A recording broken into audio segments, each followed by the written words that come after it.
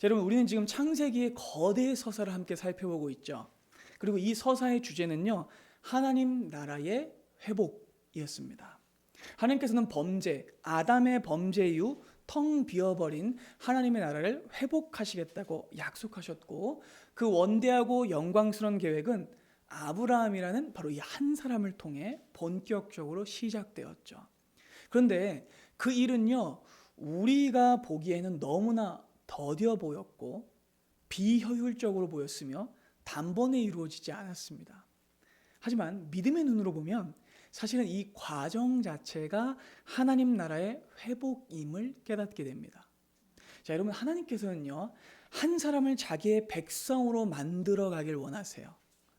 당신이 선택하신 그 한 사람, 그 한 사람의 죄악된 자아가 깨지고 자기 중심적이었던 인격이 허물어지며 그의 인식과 사고가 변화되는 것이 곧 구원이었죠.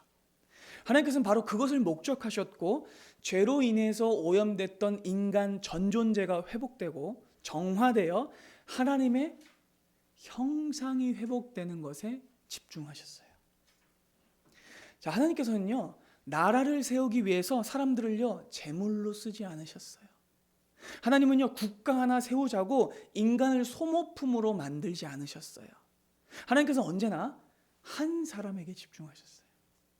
그리고 그를 변화시키셔서 그 사람을 통해 하나님의 나라가 무엇인지를 알리길 원하셨죠. 다만 머릿수 많은 것이 하나님의 나라가 아니었어요.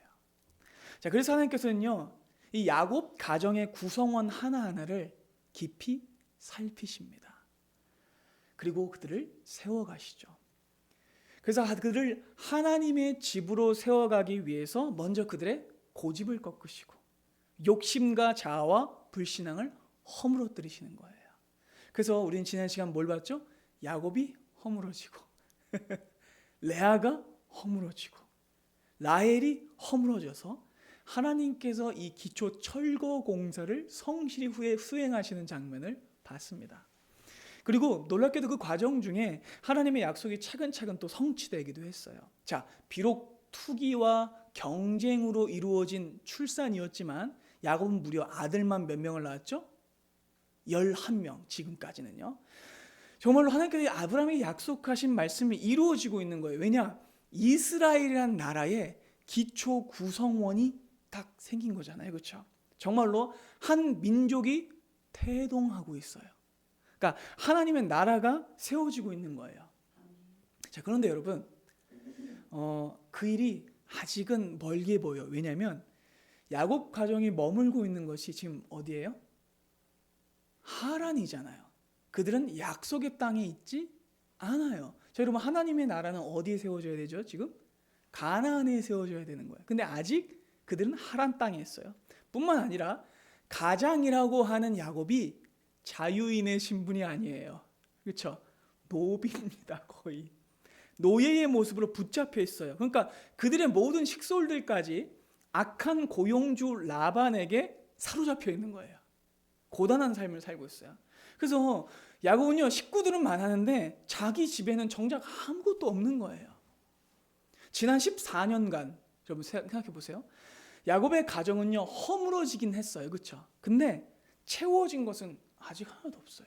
자, 그러면 여러분, 야곱은 언제 세워질 수 있고 어떻게 채워질 수 있을까요?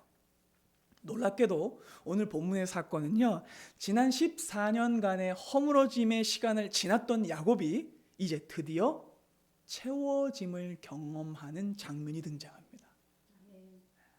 그리고 놀랍게도 그 과정은요, 지난 시간의 과정과 매우 유사해요. 여러분 보세요.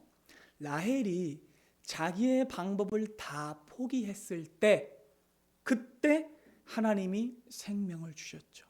자, 보세요. 야곱이 다 포기했을 때 하나님이 그때 채워주기 시작하세요. 모든 것을 내려놓았을 때 하나님이 채우신다는 진리가 또 한 번 밝히 드러나는 것이죠. 자, 오늘 본문은요, 14년간의 이 머슴 계약 기간이 다 끝나고 고향 땅 가나안으로 돌아가려고 하는 야곱의 자포자기하는 모습으로 시작해요. 자, 함께 25절과 26절 봅니다. 라헬이 요셉을 낳았을 때 야곱이 라반에게 말합니다. 삼촌, 나를 보내어 내 고향 나의 땅으로 가게 하시되 내가 외삼촌에게서 일하고 얻은 처자를 내게 주시어 나로 가게 하소서. 내가 외삼촌에게 한 일은 외삼촌이 아시나이다. 여러분, 본문에 등장하는 야곱은요, 말 그대로 번아웃된 모습이에요. 완전히 지쳐요.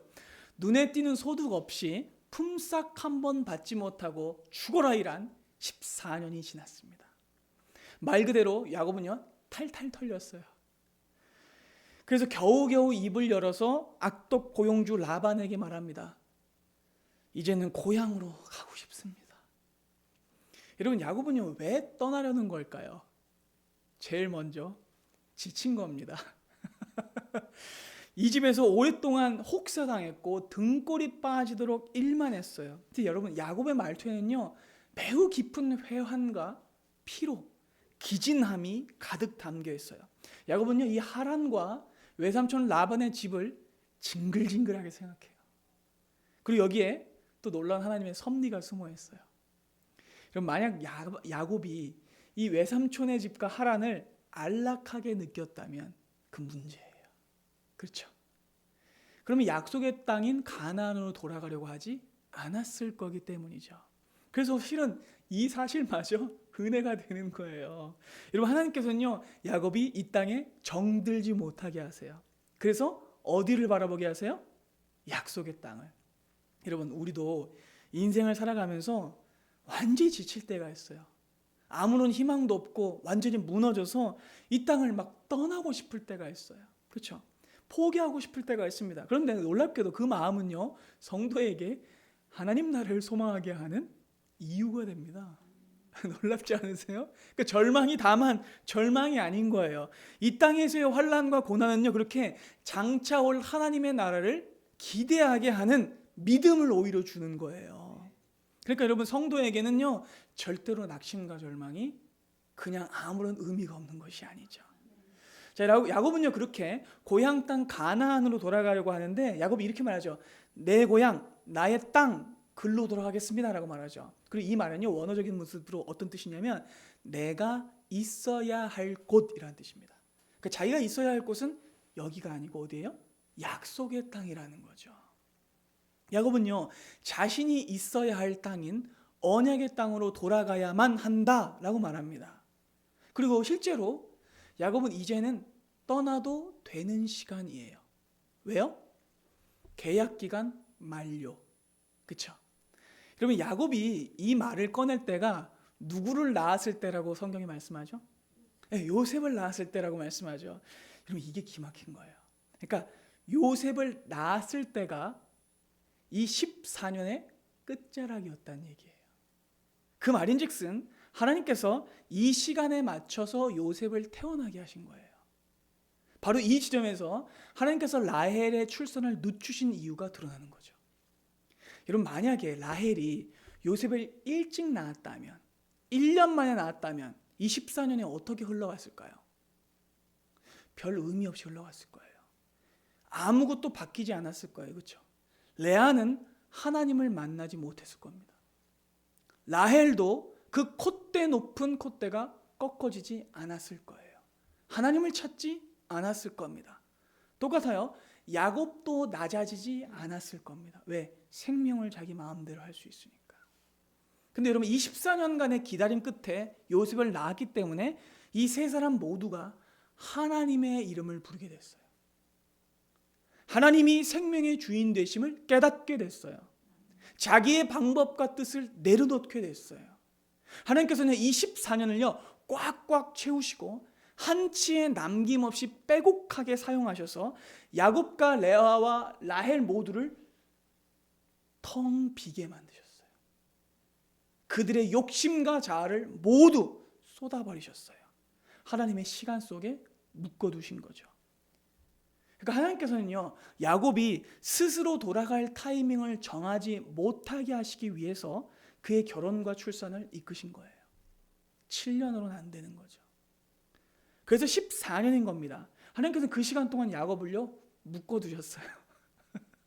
그 시간 속에 묶어두셔서 그를 철저히 비워내시고 그의 집을 허무시며 생명의 주인이 하나님이심을 깨닫게 하십니다. 그리고 이 비워짐의 시간이 끝나자 이제 야곱은요, 노예의 계약이 끝난 거예요. 그리고 기다리던 아들을 얻게 됐고 멍에를 이제 벗을 수 있는 시간을 맞이하게 된 것이죠. 자, 이제 야곱은요, 여기 더 있을 이유가 없어요. 그래서 하란을 떠나고 싶어요. 근데 여러분, 여기에 또 하나의 함정이 있습니다. 왜냐하면 이번에도 야곱이 타이밍을 정하려고 해요. 이해가 되시죠, 여러분? 그럼 여러분, 이거는 위기입니다. 그때 여러분, 이 탈주 시도가 성공할까요? 실패할까요? 일단 실패합니다. 하지만 이 실패에는요, 어마어마한 다른 이유가 숨겨져 있었어요. 하나님께서는요, 야곱이 감히 상상도 못했던 일을 준비하고 계셨는데 라반을 통해 그 타이밍이 늦춰짐으로 인해 야곱은요, 엄청난 채워짐을 경험하게 됩니다. 놀라워요. 자, 여러분 다시 본문으로 돌아와. 어쨌든 야곱은요, 이제 계약이 만료가 됐기 때문에 하란을 떠나고 싶어요. 근데 쉽게 못 떠나요. 왜? 이 집의 주인이 누구예요? 라반이잖아요.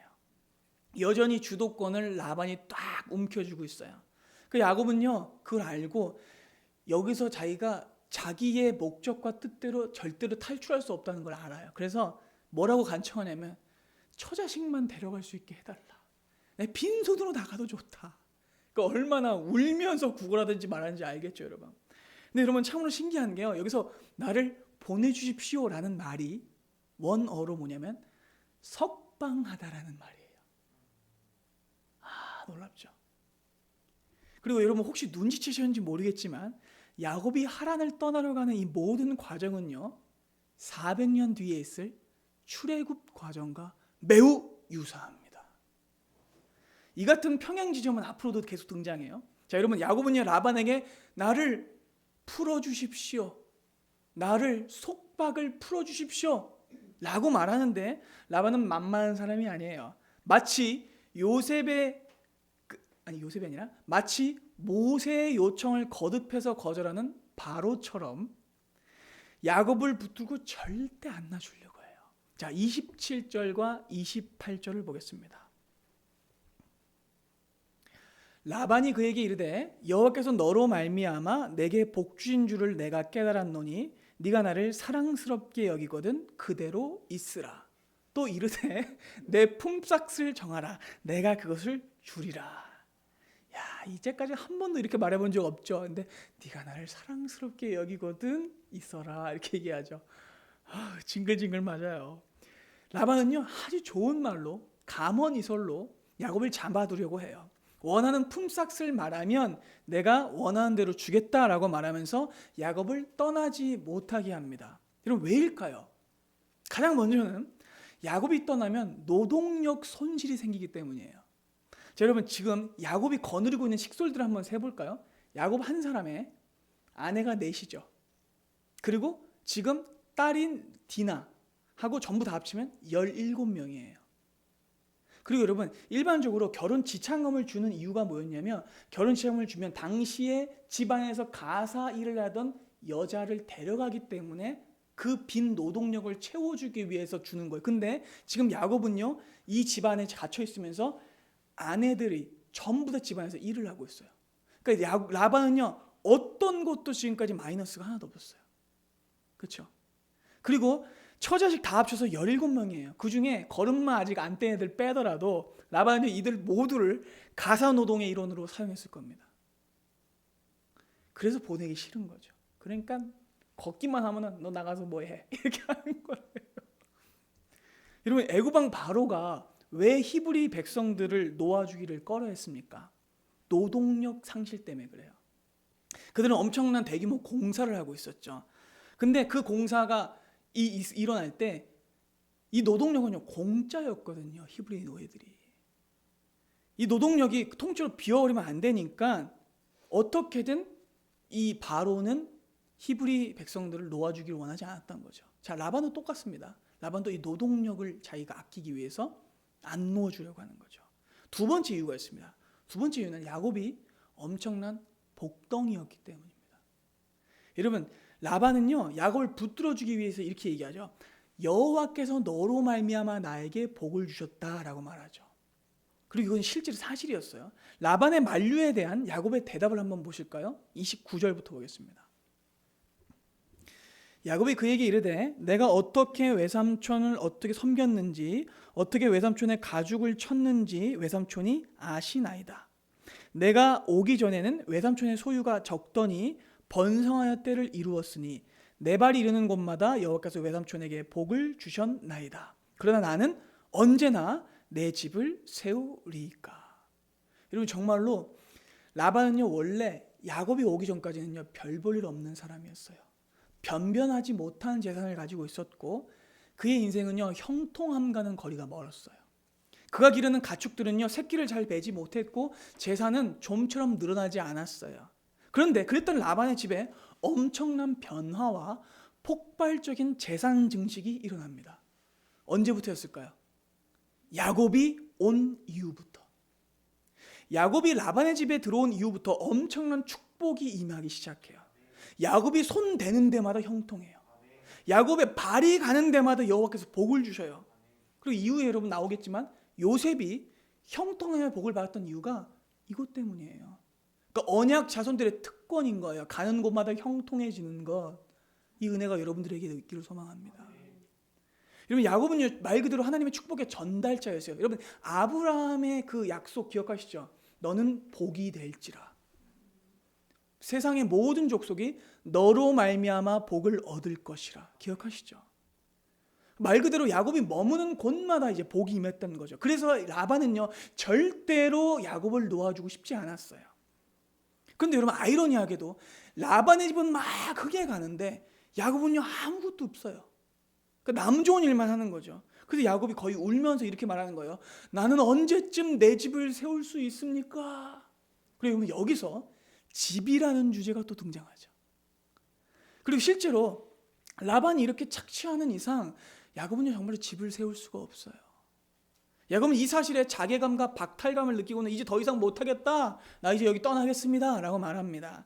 하지만 라반은 그 말을 사뿐히 무시하고 품삯을 얘기해. 내가 뭐가 말하는 대로 다 줄게. 이렇게 얘기하는 거죠.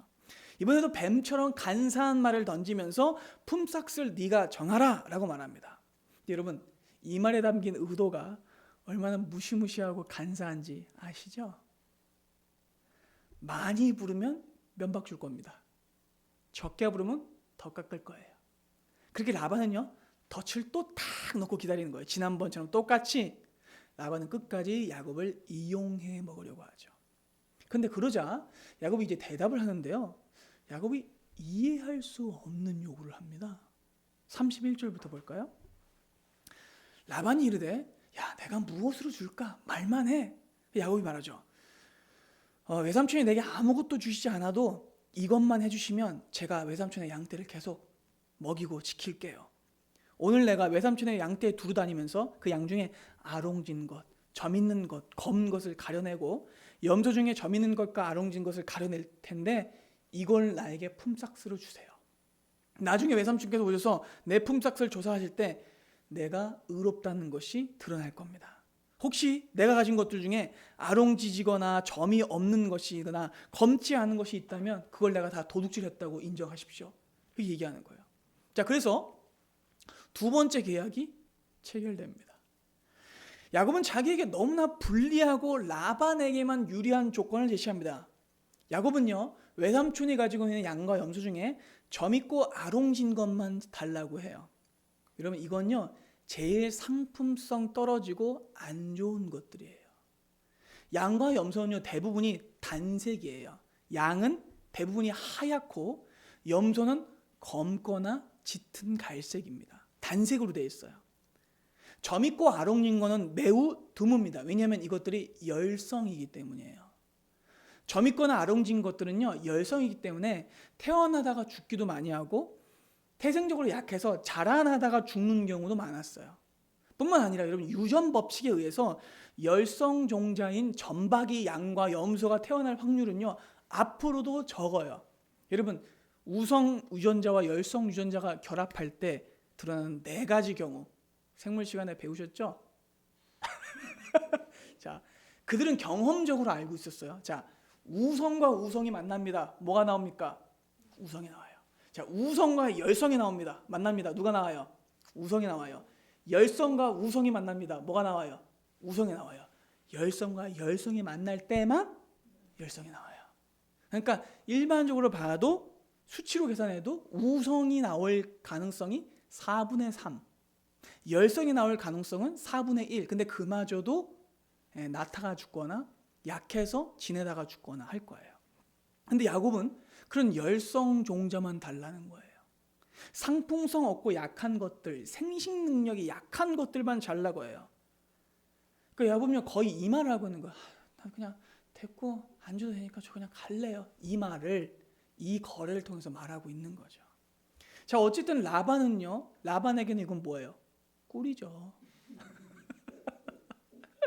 라반은 자기에게 너무나 유리한 조건을 내건 야곱의 거래를 흔쾌히 대답해요. 자, 내가 네 말대로 하리라. 자, 여러분 이거 놀라셔야 돼요. 왜냐하면 지금까지 우리가 봤던 라반의 말이 아니거든요. 자, 그리고 이 말에는 무언가 역전이 일어날 것이 감지돼요. 왜냐하면 라반이 지금까지 흔쾌하고 분명히 대답한 적이 없었어요. 지난번 거래는 여러분 어땠습니까? 라반은 분명히 대답 안 했어요. 그는 야곱이 거래 조건을 내밀었고 7년 동안 라헬을 위해서 수고하겠습니다라고 했을 때 대충 뭉뚱그려서 대답했죠.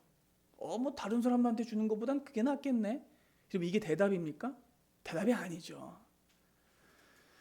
그는 애매하게 대답하고 모호하게 거래를 체결했어요. 그랬던 라반이 이번에는요 재빠르게 대답하고 금방 도장을 쾅 찍어요. 지난번에 거래 장면과 완전히 뒤집어졌죠. 지난번 거래에서는요 속내가 다 보인 사람은 누구 쪽이었어요? 야곱. 근데 속내가 하나도 안 보인 사람은 누구였어요? 라반. 근데 여러분 지금은요 반대예요. 야곱의 속내는 전혀 보이지 않고 라반의 속내는 다 보여요. 그리고 분명 라반은요 이 사건을 경험하면서 이렇게 생각했을 거예요. 야곱 이놈이 어지간히 떠나고 싶은가 보네. 그래서 조금만 달라는 거지. 하지만 난 절대 너를 놔주지 않을 거야. 앞으로 찔끔찔끔 목이 눈물만큼만 줘서 평생 너를 부려먹을 거야. 이렇게 생각했을 겁니다. 그리고 라반은요 거래가 체결된 즉시 움직여요. 35절부터 보겠습니다. 그날에 그가 순념서 중 얼룩무늬 있는 것, 점 있는 것을 가리고 안명서 중 흰 바탕에 아롱진 것, 점 있는 것을 가리고 양 중에 검은 것들을 가려 자기 아들들의 손에 맡겨요. 자, 이거 누가 한다 그랬어요? 야곱이 자기가 한다 그랬잖아요. 그렇죠? 근데 지금 이거 누가 해요? 라반이 지가 하는 거예요. 그리고 자기와 야곱의 사이를 사흘길이 뜨게 하고 야곱은요 멀쩡한 단색의 양과 염소만 치게 만들어요. 이러면 이 거래가 성사되자마자 라반은요 즉각적으로 움직이는데 이렇게 완전히 갈라놓고 철통같이 지키게 합니다. 그러니까 아들들이 점박이만 지키게 하는 거예요. 몇 마리인지 머릿수 다 세. 응? 그렇게 하고 그것만 지키게 하고 이 점박이에 절대로 접근하지 못하도록 며칠 길을 떠났다고요? 사흘 길을 떠났어요. 그러니까 야곱이 밤에 몰래 와서 교미시키지도 못하게 하는 거죠. 그렇게 아예 원천 봉쇄를 합니다. 진짜 여러분 오만정 다 떨어지지 않습니까? 그냥 울타리만 친 게 아니라 두 양 사이를 무려 사흘길이 뜨게 만든다는데 여러분 사흘길이면요 대략 100km예요. 여기서 강원도 홍천입니다. 야 진짜 여러분 저는요 강단 언어는 좀 품격 있고 정제돼야 된다고 생각해요. 설교할 때 언어는요 좀 깨끗하고 좋은 언어여야 된다고 생각하거든요. 근데 이번만은 한번 써야 될 것 같아요. 제 라반 진짜 양아치 아닙니까 진짜? 뭐 이런 인간이 다 있나 싶습니다. 라반은요 마른 오징어도 쥐어짤 사람이에요. 그리고 장담하는데 라반은요 손주들 용돈 한 번 안 줬을 거예요. 그런 인간이에요. 라반은요 더 이상 절대로 점박이들이 태어나지 않도록 단색의 왕과 점박이 양들을 완전 원천 분리시켜 놓습니다. 물 셀 틈 없는 빗장수비. 아니 근데 여러분 야곱은 어쩌자고 이런 거래를 체결한 걸까요? 야곱이 내민 조건은요 너무나 불리해요. 그리고 라반이 하는 꼴을 보면요, 지금 격리되어 있는 그 전박이 양들과 염소 말고는 더 이상 얻을 수 있는 게 없어요. 왜? 태어나질 않을 거니까. 여러분, 도대체 야곱은 무슨 생각으로 이런 거래를 체결하는 걸까요? 오랜 노비 생활로 인해 뇌 능력이 저하된 걸까요? 그렇지 않습니다, 여러분. 다음 구절을 보면 깜짝 놀라게 돼요. 야곱은 계획이 있었어요. 야곱은 이 일을 예상했다는 듯 오히려 완전 격리된 이 상황을요 10분 사용하여서 특정한 작업에 몰두하기 시작합니다. 37절부터 봅니다. 야곱이 버드나무와 살구나무와 신풍나무의 푸른 가지를 가져다가 그것들의 껍질을 벗겨 흰 무늬를 내고 그 껍질 벗긴 가지를 양떼가 와서 먹는 개천의 물구에 세워놓습니다. 그리고 양떼를 향하게 해서 그 떼가 물 먹으러 올 때 새끼를 베니, 원으로 보면 짝짓기를 하니에요. 그 가지 앞에서 짝짓기를 함으로 얼룩덜룩한 것과 점이 있고 아롱진 것을 낳은지라. 깜짝 놀랄 방법을 쓰는데, 이 버드나무, 살구나무, 신풍나무는 겉이 이제 푸른데 요거 속 안에를 벗기면 안에가 하얘요. 그래서 요거를 마치 점박이처럼 줄무늬처럼 만들어서 그 짝짓기를 하려는 짐승들이 물을 먹을 때 그 앞에 딱 누는 거예요. 그러자 놀랍게도 그 가지 앞에서 짝짓기를 한 양과 염소가 얼룩무늬를 낳기 시작하는 거예요. 근데 여러분, 야곱의 작업은요 여기서 끝나지 않아요. 일단 이것도 놀라운데 41절부터 보겠습니다. 아주 철두철미한데요. 튼튼한 양이 새끼 뵐 때는요 야곱이 개천에다가 양떼 눈앞에 그 가지를 딱 둬요. 근데 약한 양이 교미할 때는요 그 가지를 두지 않아요. 그래서 약한 것만 라반의 것이 돼요. 튼튼한 것은 야곱의 것이 돼요. 그래서 겉보기에는 품질 좋은 단색의 양과 염소지만 실은 약해요. 근데 겉보기에 품질 안 좋아 보이는 점박이 양과 염소가 실은 제일 튼튼하고 좋은 양과 염소인 거죠. 이에 그 사람이 매우 번창하여 양떼와 노비와 낙타 나귀가 많아집니다. 여러분, 믿기지 않은 일들이 벌어져요. 아니, 어떻게 이런 유전자 조작이 가능했을까요? 그가 대단한 생물학적 지식을 가지고 있다거나 아니면 축산업적 연구를 했기 때문일까요? 아닙니다. 놀랍게도 이 자포자기한 야곱에게 하나님이 지혜를 주셨기 때문이에요. 야곱에게 하나님이 주신 약속에 대한 확신이 있었기 때문입니다. 여러분, 하나님은요 이 일을요 미리 말씀해 주셨어요. 다음 장에 등장하는 31장을 보시면 야곱이 두 아내와 대화를 하거든요. 한번 보실까요? 그대들도 알거니와 내가 힘을 다하여 그대들의 아버지를 섬겼거늘 그대들의 아버지가 나를 속여 품삯을 10번이나 변경하였느니라. 사람이 아니에요, 진짜. 이후에도 그랬다는 거예요. 그러나 하나님이 그를 막으사, 자 여러분 중요합니다. 지금 주도권을 가지고 있는 사람이 누구 같아요? 라반이죠. 근데 누가 막으셨어요? 하나님이 막으셔서 해치지 못하게 하신 거예요. 그리고 그가 말해요. 라반이 야, 점 있는 것이 네 삭시되리라면 온 때가 낳는 것이 다 점 있는 거예요. 야, 얼룩무늬만 가져라 그러면 전부 다 얼룩무늬만 태어나는 거예요. 그리고 하나님이 이같이 그대들의 아버지의 가축을 빼앗아 내게 주셨느니라. 그 양떼가 새끼 뵐 때 내가 꿈을 눈을 들어보니, 자 놀랍습니다. 양떼를 탄 순양은 다 얼룩무늬 있는 것과 점 있는 것과 아롱진 것이었더라.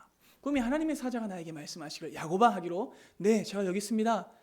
내 눈을 들어 보아라.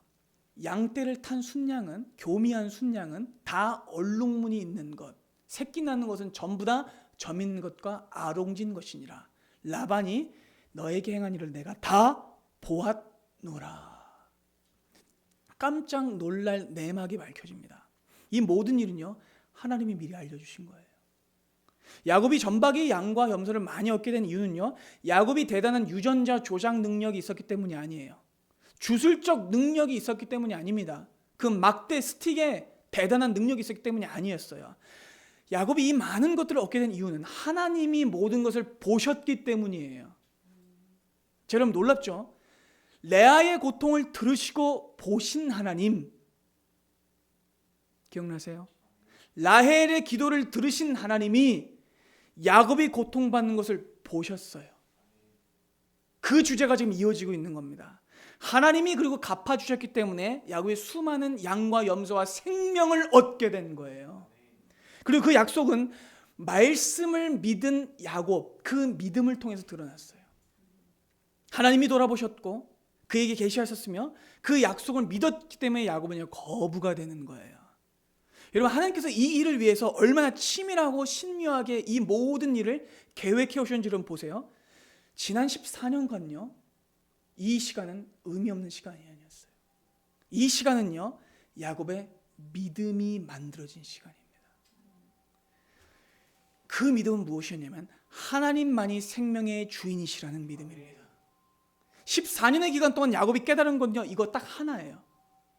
레아가 아이들을 낳는 것을 보고 라헬이 아이를 낳지 않는 것을 못하는 걸 볼 때에 야곱은요, 무엇을 깨닫습니까? 아, 하나님이 생명의 주인이시다. 그리고 하나님만이 생명의 주인이시라는 이 진리가 그의 가슴 속에 박아 새겨진 거예요. 그러니까 이 모든 과정을 겪으면서 야곱은 깨달았던 거죠. 하나님이 돌아보신다면 나도 채워질 수 있다는 거예요. 생명의 주인이신 하나님이 주신다면 그 어떤 불임의 상황에도 하나님이 생명을 잉태케 하실 것을 그가 믿었던 거예요. 14년의 기간 동안 사람도 낳게 하신 그 하나님이 고작 양과 염소 못 낳게 하시겠어요? 그래서 야곱이 건강한 전박이 양과 염소를 엄청나게 얻었던 겁니다. 하나님이 채우시기 위해서 그를 비우신 거예요. 그 14년을 설계해 오신 겁니다. 그러니까 라반과의 사흘길의 거리 또한 하나님의 큰 그림인 거예요. 여러분, 우리는 잘못 보면 야곱이 특수 제작한 이 나뭇가지만 볼 수 있는데 아니에요. 본문을 제대로 읽어 나가면 이 14년의 의미를 알게 됩니다. 그리고 이 모든 일을 설계하신 하나님께 영광과 찬양을 돌리게 되죠. 핵심은 야곱의 나뭇가지에 있지 않아요. 야곱은 합판체 같은 걸 믿지 않았어요. 나뭇가지를 의도한 것이 아닙니다. 야곱은 하나님의 약속을 믿었습니다. 생명의 주인이신 하나님을 바라봤어요. 라반은 울타리를 믿었죠. 라반은 사흘길의 거리를 믿었습니다. 그러나 야곱은요, 하나님이 생명의 주인 되심을 믿었어요. 그 결과 하나님이 보시자 라반이 아닌 야곱에게 다 갚아주십니다. 라반이 아무리 자기가 생명을 통제하는 것처럼 까불더라도 생명의 주인이신 여호와 하나님이 생명을 주시면 그는 구경만 해야 하는 거예요. 하나님은요, 무에서 유를 창조하신 분이십니다. 모든 것이 다 사라져버려도 하나님이 생명을 주시면 생명은 태어나요. 그렇기 때문에 너무나 이 불리한 룰임에도 불구하고, 아니 애초에 게임이 될 수 없는 억지 설정값에도 불구하고 온갖 페널티를 가진 야곱이 막강한 혼 어드밴테이지를 가진 이 라반을 압도하는 거예요.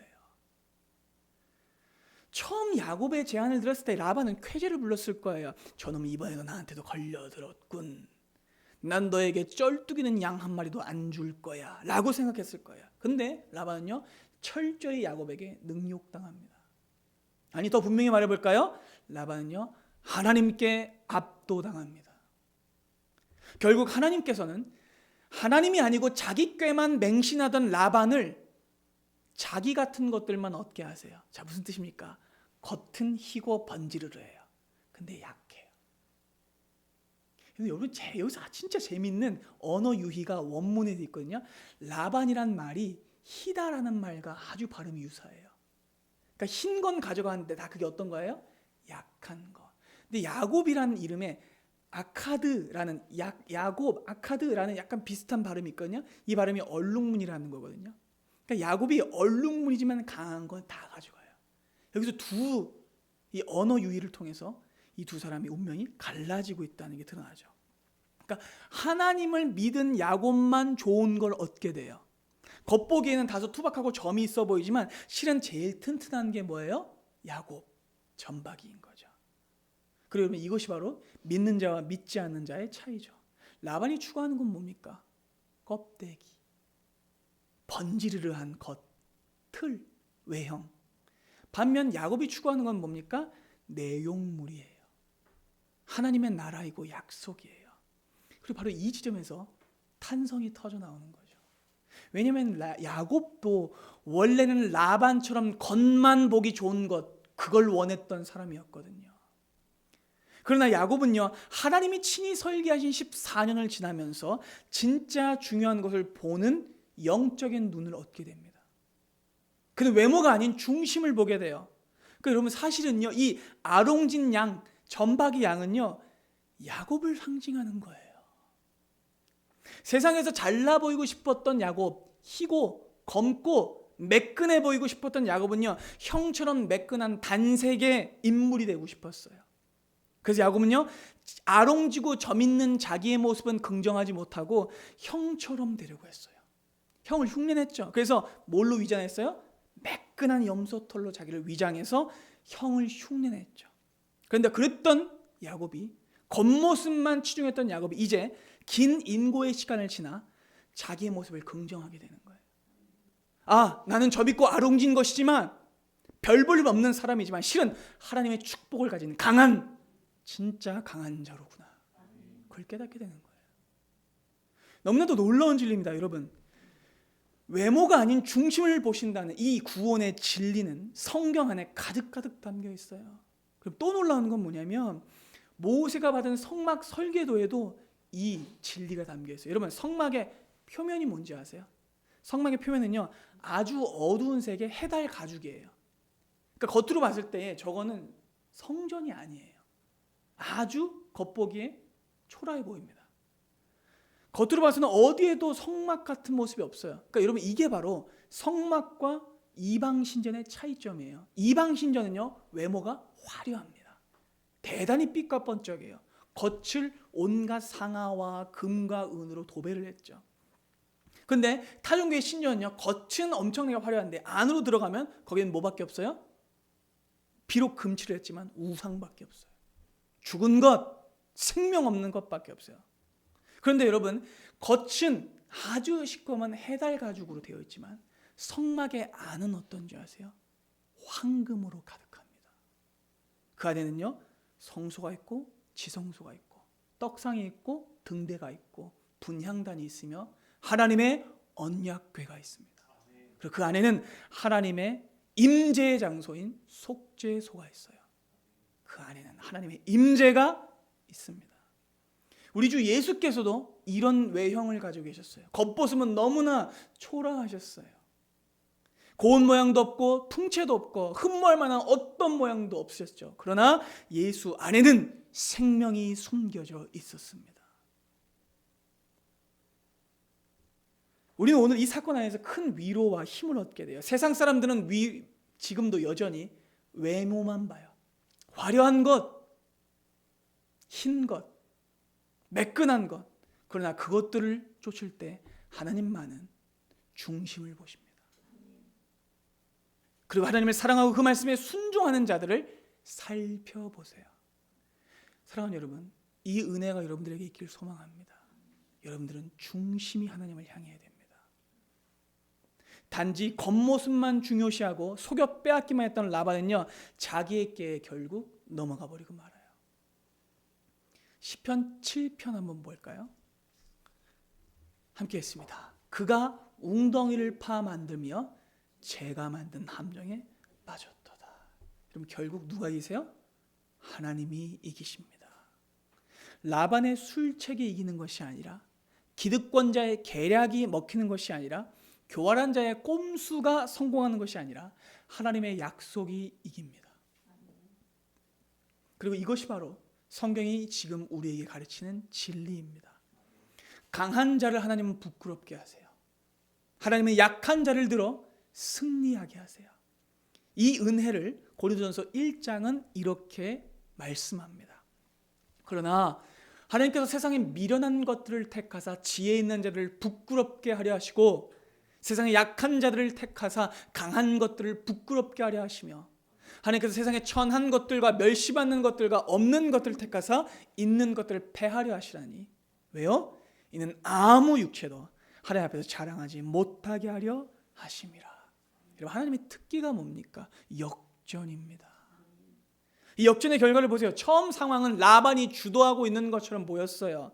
야곱은 이번에도 악덕지주에게 노예살이를 해야 하는 운명이었습니다. 그러나 진짜 주권을 가지고 계신 하나님께서 판을 뒤집으셨어요. 야곱의 손을 들어주셨어요. 그러자 야곱이 승리하게 되는 것이죠. 라반은요 여전히 몰랐습니다. 생명이 하나님께 달려있다는 걸 그는 몰랐어요. 그는 자신이 가축의 생식과 생명을 통제할 수 있을 거라고 생각했습니다. 그러나 아니요. 생육하게 번성하게 하시는 분은 오직 여호와 하나님이십니다. 생명이 하나님께 있어요. 주권이 하나님께 있습니다. 시간이 하나님께 있습니다. 재물도 하나님께 있습니다. 그러니 여러분, 그 하나님을 신뢰하십시오. 여러분, 하나님께서 라반의 집에 간 야곱이 큰 축복을 라반의 집에 주게 하신 이유가 여러분 무엇이었냐면 남 좋은 일만 하기 위해서가 아니었어요. 하나님께서는요 하란 땅에서 야곱이 어떤 사람인지를 보이기 원하셨어요. 뿐만 아니라 하나님이 어떤 분이신지를 보이기 원하셨던 거예요. 진짜 축복을 주시는 신 하나님을 보이기 원하셨던 거예요. 그리고 여러분 바로 이 지점에서 놀랍게도 이전께 살펴봤던 모든 이야기가 한 번에 꿰어집니다. 자 보세요. 실은 야곱의 할아버지인 아브라함, 아버지인 이삭이 거쳤던 사건들과 이 패턴이 유사해요. 자 보세요. 애굽에 내려갔던 아브라함이 양과 소와 노비를 많이 얻게 됐어요. 그리고 그랄에 내려갔던 이삭이 100배의 소유를 얻게 됐습니다. 야곱도 하란에 갔다가 많은 소유를 얻게 됐죠. 그 구절을 한번 비교해 볼까요? 창세기 12장. 자, 이에 바로가 그로 말미암아 아브라함을 후대함으로 아브라함이 양과 소와 노비와 암수나기와 낙타를 얻었더라. 26장 보죠. 이삭이 그 땅에서 농사하여 그의 100배나 얻었고 누가 복 주셨어요? 여호와께서 복 주심으로 그 사람이 창대하고 완성하여 마침내 거부가 되어 양과 소가 때를 이루고 종이 심히 많음으로. 그리고 오늘 본문 봅니다. 약한 것은 라반의 것이 되고 튼튼한 것은 야곱의 것이 된지라 이에 그 사람이 매우 번창하여 양떼와 노비와 낙타와 나귀가 많았더라. 앞에 있는 두 개의 구절들을 전부 수식하고 있죠. 자, 여러분 하나님께서는요 이방 땅에 가셔서 아브라함과 이삭과 야곱에게 축복을 부으세요. 왜요? 하나님만이 진정한 축복의 주인이심을 드러내시기 위해서. 그러니까 여러분 야곱도 똑같은 거예요. 모든 활로가 막혀있는 상황에서도 아무런 가능성이 없는 상황에서도 그가 복을 받았다면 이건 하나님이 주시는 복인 거예요. 여러분 라반의 집에 하나님께서 축복을 주신 이유는요. 아까 라반도 그랬잖아요. 여호와께서 주셨다라고 말했잖아요. 하나님께서 진정한 축복의 주인이심을 보이시기 위해서예요. 근데 라반은요. 옛날에는 아비멜렉과는 또 다른 실수를 하죠. 아비멜렉은 어땠어요? 이삭을 배척했죠. 너 우리 동네 떠나 가버려 라고 말했죠. 그는 하나님을 믿지 않았어요.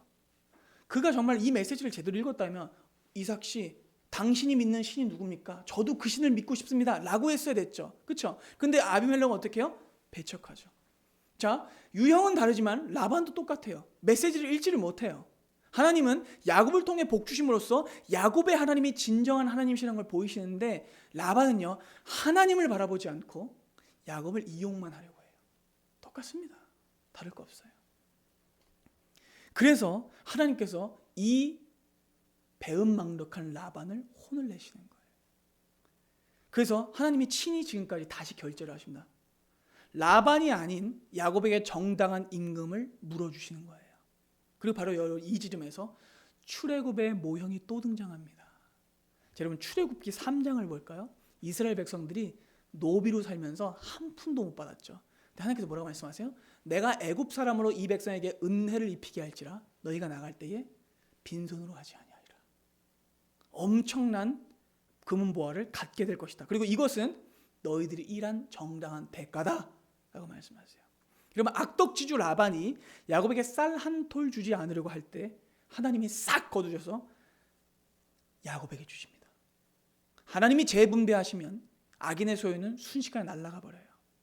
그럼 그래서 야곱은요 당장 떠나고 싶었는데 하나님이 그를 잡아두심으로써 6년 동안 어마어마한 재물을 얻게 돼요. 하나님의 큰 그림이 정말 놀랍지 않습니까?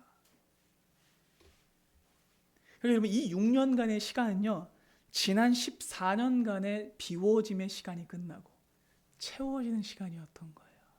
여러분 하나님이요 다 보세요. 걱정하지 마십시오. 결국 라반의 실수가 이 결과를 만들어낸 게 아니라 하나님의 계획이 이 결과를 만들어낸 것이죠. 하나님이 야곱의 집을 세워가게 하세요. 그리고 이 사건을 목도한 우리에게 하나님 동일하게 말씀하십니다. 사랑하는 아들아, 사랑하는 딸아, 내가 너를 세울 것이다. 다만 비워지고 있다고, 학대당하고 있다고 해서 두려워하지 말아라. 내가 너를 먹일 것이다. 내가 다 갚아줄 것이다. 이렇게 말씀하시는 거예요. 지금 정당한 결과가 없고 혹시나 고난당하고 있다고 해서 여러분 원망하거나 무너지거나 좌절하지 마십시오. 하나님이 보고 계십니다. 비록 역경과 고난, 압제와 고통이 있을지라도 하나님이 보고 계시니 염려하지 마십시오. 하나님은요, 그 어떤 불리한 상황 중에도 야곱에게 전박이 양과 염소가 한 마리도 없을 때에도 하나님의 능력을 통해서 그에게 생명을 주셨습니다. 그러니 사랑하는 여러분, 하나님이 갚아주실 것을 믿고 그분을 향해 믿음을 드리며 중심을 지키십시오. 라반이 아니라 하나님이 주인이십니다.